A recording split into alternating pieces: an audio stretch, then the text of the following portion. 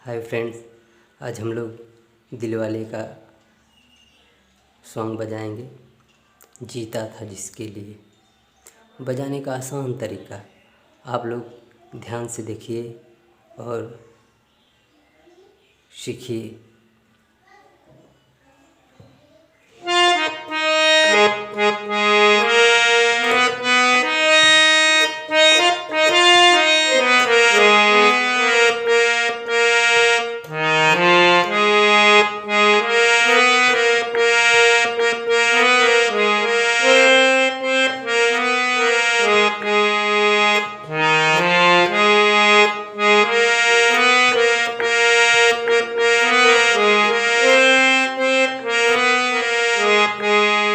ये हो गया हमारा मुखड़ा।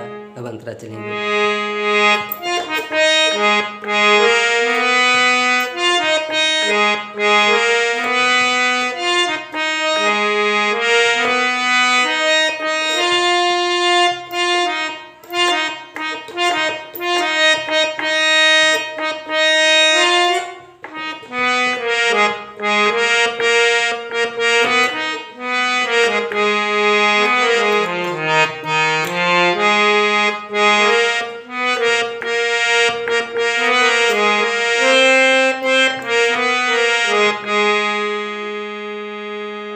आप लोग इसे देखें और बजाने की कोशिश करें और कमेंट बॉक्स में जाकर कमेंट करके बताएं आप लोगों को कैसा लगा।